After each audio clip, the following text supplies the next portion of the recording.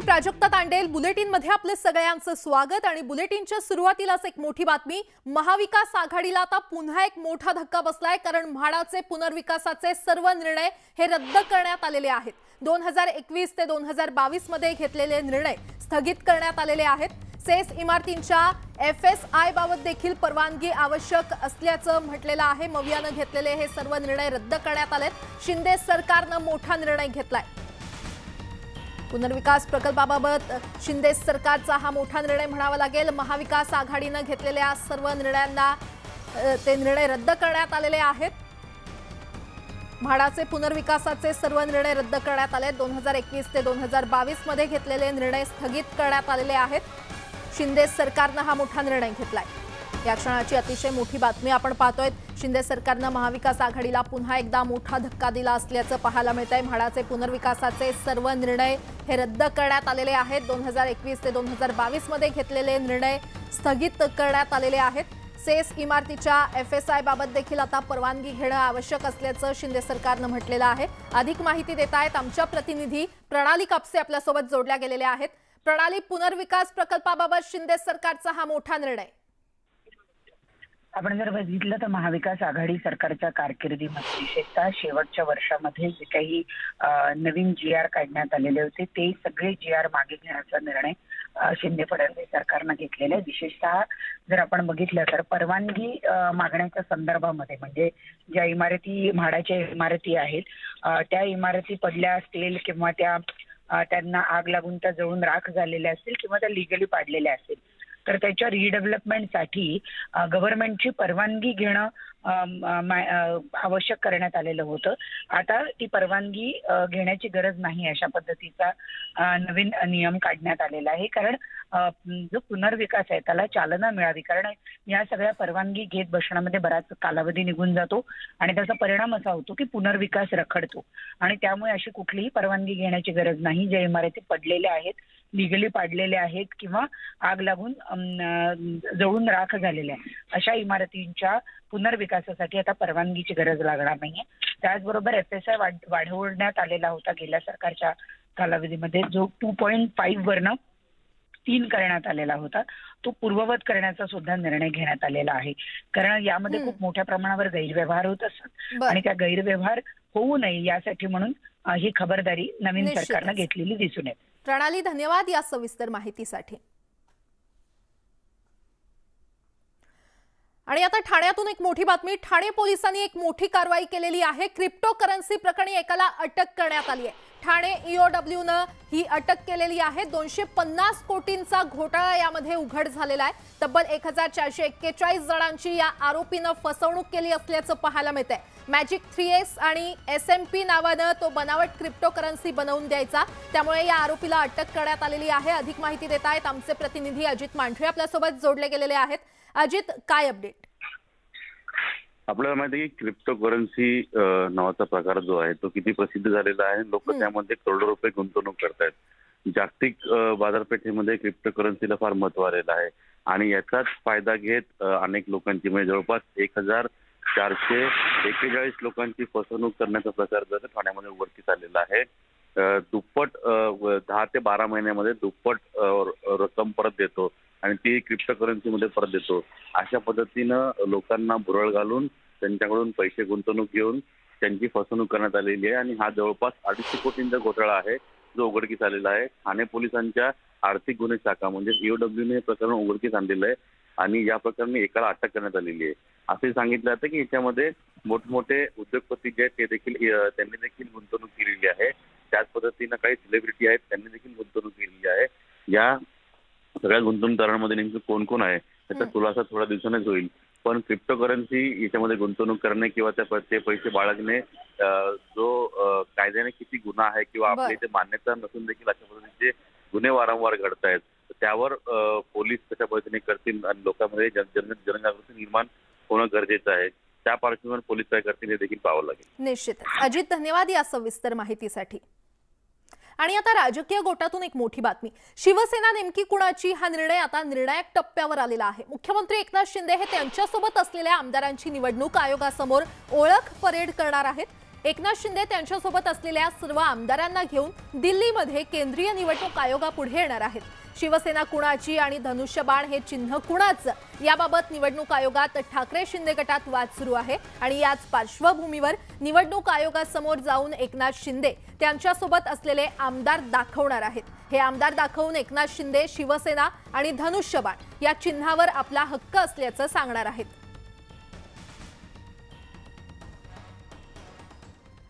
मुख्यमंत्री एकनाथ शिंदे आणि उपमुख्यमंत्री देवेंद्र फडणवीस यांनी सोमवारी कोस्टल रोडच्या कामाची पाहणी केली। प्रियदर्शनी पार्क इथला भूमिगत बोगदा, हाजी अली आणि वरळी इथे सुरू असलेल्या कोस्टल रोडच्या कामाची यावेळी त्यांनी पाहणी केली। कोस्टल रोड प्रकल्पाचं काम 62% पूर्ण झालं असून 2023 अखेरपर्यंत हा प्रकल्प पूर्ण होईल असा विश्वास मुख्यमंत्री एकनाथ शिंदेंनी व्यक्त केलाय।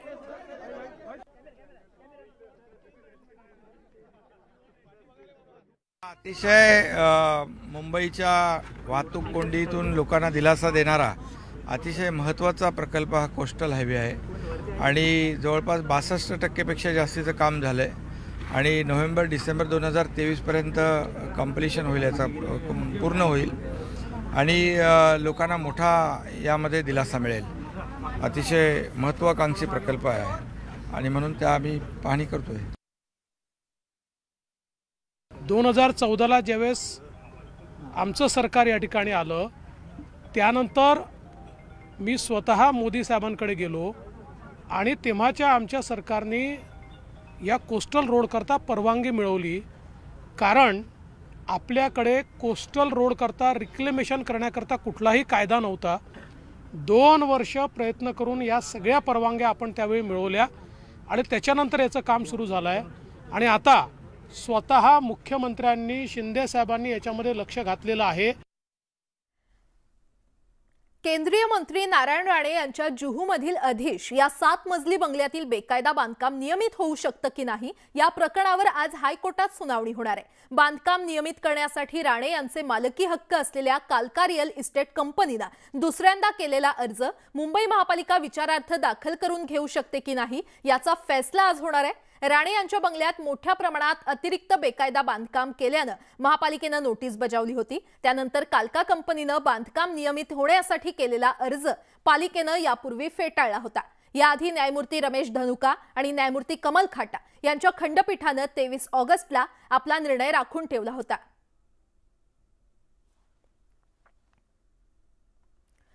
तिकडे दापोलीतल्या सभेतून रामदास कदम यांनी उद्धव ठाकरे आणि आदित्य ठाकरेंवर हल्लाबोल केला।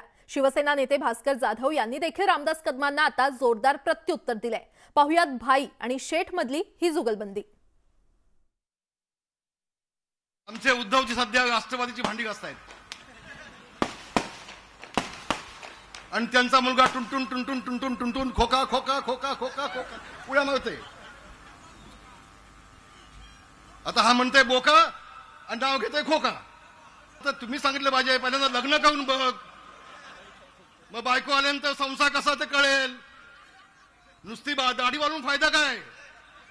लग्न तर करून बघ म्हणावा, मग समजा तुला संसार काय असतो ते, मग खोके काय असतील कळेल ना। जे शिवसेना प्रमुखांनी कमावलं ते उद्धव ठाकरेंनी गमावलं, संपून टाकलं, सगळं संपून टाकलं। रामदास कदमांनी जी भाषा वापरली, मी एवढंच सांगेन की मुंबईमध्ये 1,30,00,000 जनता राहते आणि त्या जनतेकरता मुंबईमध्ये शौचालयाची व्यवस्था आहे। त्या सगळ्या शौचालयांची जेवढी घाण नाही तेवढी घाण काल रामदास कदमांच्या तोंडून बाहेर पडली। रामदास कदमनी जी भाषा वापरली, आज हा विषय जसजसा महाराष्ट्रामध्ये जाईल तशी महाराष्ट्रातली जनता आणि विशेष करून महिला वर्ग ही रामदास कदमांची जोड्यानं पूजा करतील।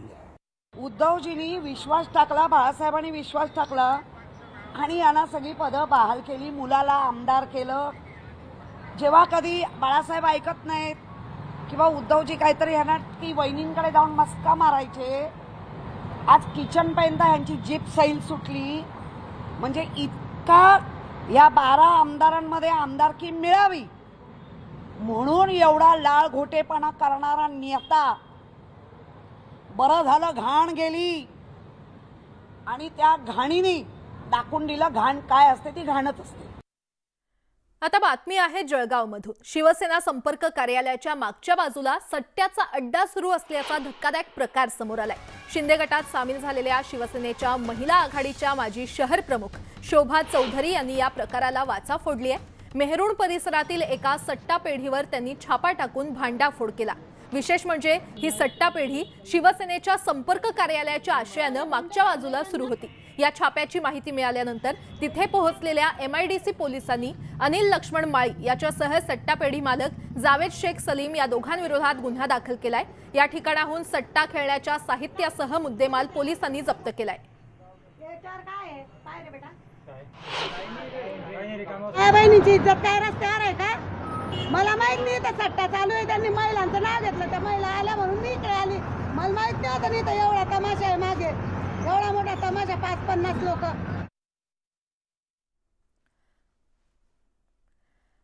आणि आता गृहिणींसाठी एक महत्त्वाची बातमी आहे, कारण भाज्यांचे दर पुन्हा भडकलेत। गेल्या काही दिवसांपासून सुरू असलेल्या मुसळधार पावसामुळे भाज्यांची आवक 60% घटली आहे। किरकोळ बाजारात कोथिंबिरीचे दर हे 100 पार गेलेत। घाऊक बाजारात कोथिंबिरीची एक जुडी 80 रुपयांवर गेली आहे। फ्लावर, शिमला मिरची, फरसबी, गवार आणि भेंडी या भाज्यांनी किरकोळ बाजारामध्ये किलो मागे 100चा टप्पा ओलांडलेला आहे। तर काही दिवसांपूर्वी फ्लावर, शिमला मिरची, फरसबी, गवार आणि भेंडीचे दर हे किरकोळ बाजारात 60 ते 80 रुपये होते। सध्या किरकोळ बाजारात त्यांचे प्रति किलो दर 100 ते 120 रुपयांवर पोहोचलेत। मेथीच्या एका जोडीचा दर हा 50 रुपयांवर गेलाय।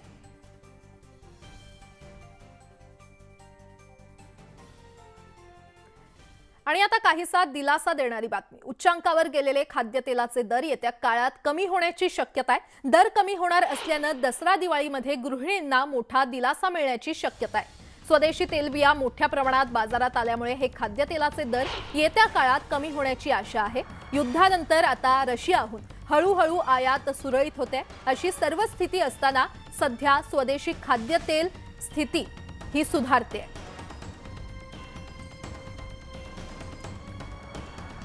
पितृपक्षामुळे फुलांची मागणी मोठ्या प्रमाणात घटलेली आहे आणि ही मागणी घटल्याने सणांच्या दिवशी 150 रुपयांनी विकले जाणारे गोंड्याचे दर हे आता 5 रुपये किलोपर्यंत घसरले। अशात खड्ड्यांमुळे बाजारात मालाची आवक उशिराने होते, त्यामुळे फुलं खराब होण्याचं प्रमाण देखील वाढलंय। अनेक फुलं कचऱ्याच्या डब्यात फेकण्याची वेळ व्यावसायिकांवर आली आहे।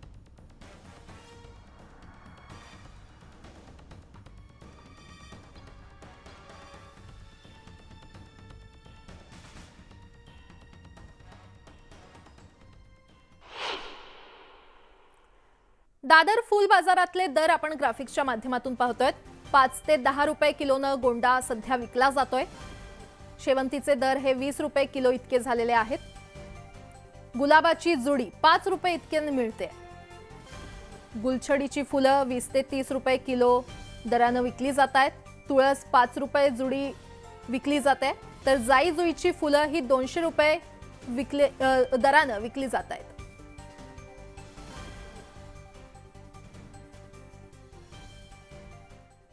आणि आता बातमी नाशिकमधून। पुरात वाहून गेल्याने 11वीतल्या विद्यार्थिनीचा मृत्यू झाल्याची दुर्दैवी घटना निफाड तालुक्यामध्ये घडलेली आहे। तन्वी विजय गायकवाड असं मृत तरुणीचं नाव आहे। 11वीच्या विज्ञान शाखेमध्ये शिकणारी तन्वी शिवडी गावातील मामाच्या घरातून सोमवारी कॉलेजला जाण्यासाठी निघाली। यावेळी विनता नदीला पूर आलेला असतानाही तन्वीने पुलावरून आपली इलेक्ट्रिक बाईक नेली, मात्र पाण्याचा अंदाज न आल्याने काही सेकंदातच ती गाडीसह वाहून गेली। यावेळी स्थानिकांनी प्रयत्न करत तिला संत जनार्दन स्वामी पर्णकुटी जवळून बाहेर काढलं, मात्र उपचारापूर्वीच तिचा मृत्यू झाला। तिकडे चाळीसगावच्या तितूरडोंगरी नदीला आलेल्या महापुरामुळे मुंदखेडा ते पातोडा या 2 गावांना जोडणारा पूल हा पाण्याखाली गेलेला आहे। या दोन्ही गावांना जोडणारा एकमेव पूल पाण्याखाली गेल्याने पातोंडा आणि मुंदखेड्यासह इतर काही गावातील ग्रामस्थांना अनेक अडचणींचा सामना करावा लागतोय।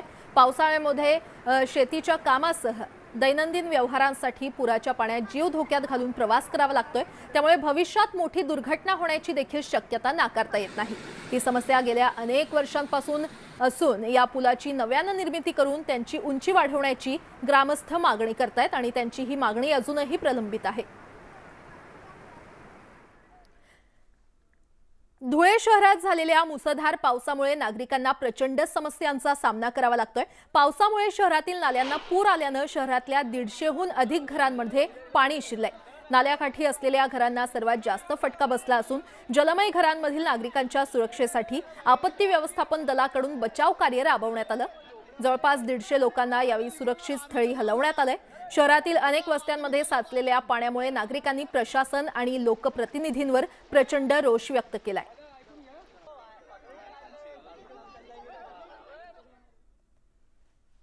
तिकडे बुलढाणा जिल्ह्यात 8 दिवसांपासून पावसाचा जोर पाहायला मिळतोय। जिल्ह्यातील देऊळगाव मई जवळील खडकपूर्णा धरणातील जलसाठा हा 91% पोहोचलाय। त्यामुळे धरणाचे 19 दरवाजे उघडण्यात आले असून मोठ्या प्रमाणात विसर्ग करण्यात येतोय। नदीकाठी असलेल्या गावांना यामुळे सतर्कतेचा इशारा देण्यात आला असून धरणातील आवक वाढल्यास विसर्ग आणखी वाढवला जाण्याची शक्यता आहे। त्यामुळे अनेक गावांना पुराचा फटका बसण्याची भीती वर्तवण्यात येते। वाशिमच्या मानोरा तालुक्यातील कोंडोली परिसरातील अडाण नदीच्या पुरातून अंत्ययात्रा नेण्याची वेळ ग्रामस्थांवर आली आहे। इतकंच नाही तर नंतर उघड्यावर अंत्यसंस्कार करावे लागत असल्याचा संतापजनक व्हिडिओ समोर आलाय। कोंडोली स्मशानभूमीचा रस्ता, पूल आणि स्मशानभूमी बनवण्याची मागणी ग्रामस्थांकडून वेळोवेळी करण्यात आली, मात्र ग्रामपंचायत प्रशासन दुर्लक्ष करत असल्याने संताप व्यक्त करण्यात येतोय।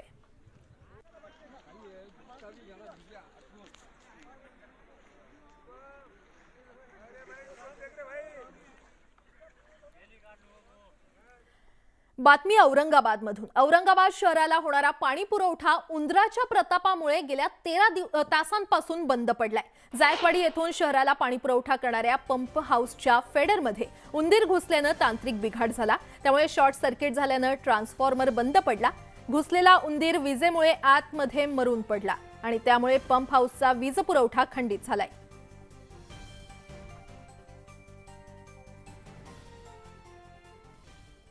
मुंबई अहमदाबाद हायवेवर भीषण अपघात झालेला आहे। पालघर जिल्ह्यातील आमगाव इथे हा अपघात झाला। बहरधाव वेगाने जाणाऱ्या कारवरील चालकाचं नियंत्रण सुटलं आणि ती डिवायडर तोडून समोरच्या बाजूने जाणाऱ्या टेम्पोला धडकली। या अपघातात 3 मृत्यू झाला असून 2 जण जखमी झालेत।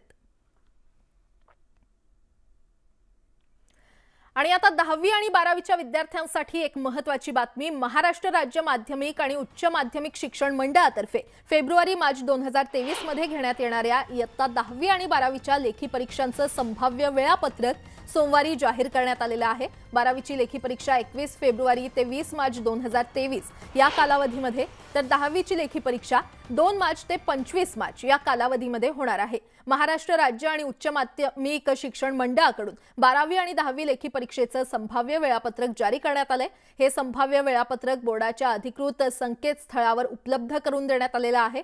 शाळा, कनिष्ठ महाविद्यालय आणि विद्यार्थी यांना अभ्यासक्रमाचं नियोजन करण्याच्या हेतूने फेब्रुवारी-मार्च 2023च्या लेखी परीक्षेचं संभाव्य वेळापत्रक जाहीर करण्यात आलंय। राज्याचे शालेय शिक्षण मंत्री दीपक केसरकर यांनी 4थी पर्यंतच्या विद्यार्थ्यांचा गृहपाठ बंद करण्याचा विचार बोलून दाखवला। त्याविषयीचा विचार विनिमय सुरू असल्याचं केसरकर यांनी सांगितल्यानंतर पालक संघटनांनी आक्रमक भूमिका घेतली आहे। विद्यार्थ्यांना गृहपाठ अशी भूमिका संघटनांनी घेतली आहे। पाहुयात या संबंधीचा हा ग्राउंड झिरो रिपोर्ट। आधी 8वी पर्यंतच्या परीक्षा रद्द, आता गृहपाठ बंद करण्याचा घाट। शिक्षणाचा खेळखंडोबा करतय तरी कोण? कोरोनाच्या 2 वर्षांच्या संकटानंतर आता कुठे राज्यातल्या शाळा नियमित सुरू झाल्या, मात्र अशातच राज्याच्या शालेय शिक्षण विभागानं एक नवं खूळ काढलंय। विद्यार्थ्यांना शाळेतून दिला जाणारा गृहपाठच बंद करून टाकायचा। मात्र विद्यार्थ्यांना नेमकं काय हवंय हे कोणी विचारातच घेत नाहीये। त्यामुळे न्यूज 18 लोकमतची टीम थेट विद्यार्थ्यांपर्यंत पोहोचली।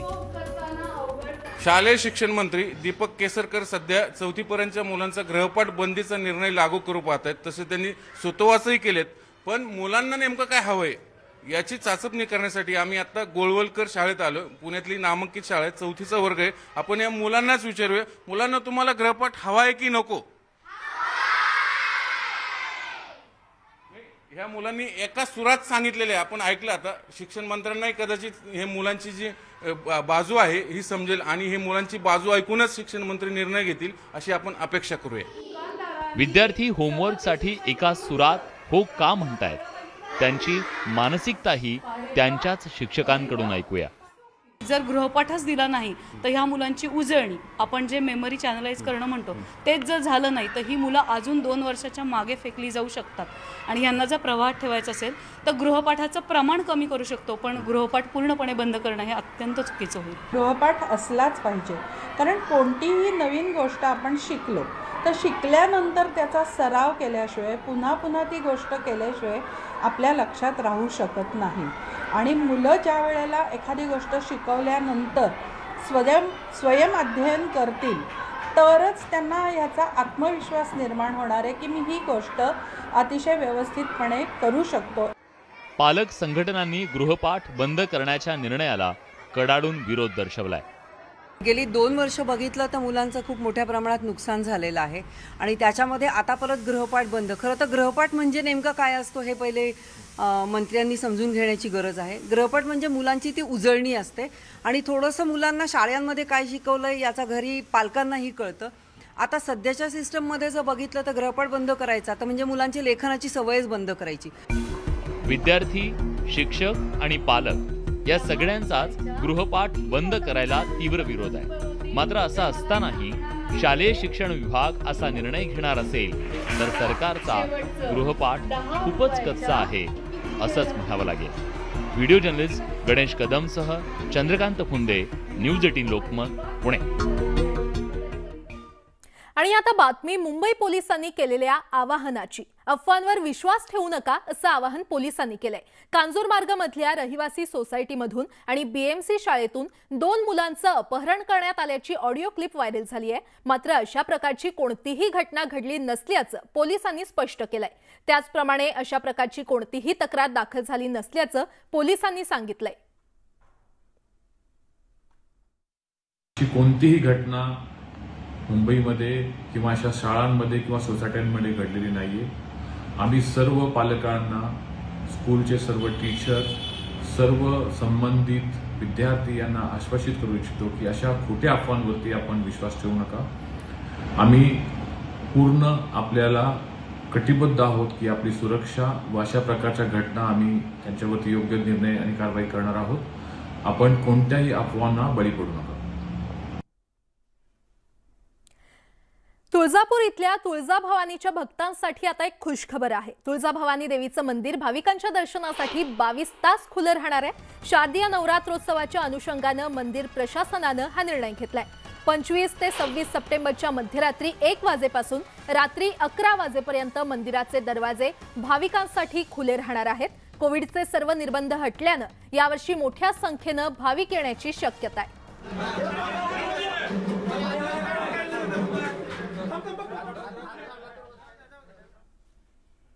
आणि यासोबतच या बुलेटिनमध्ये वेळ झाली इथेच थांबण्याची. मात्र ताज्या बातम्यांसाठी पाहत रहा न्यूज 18 लोकमत.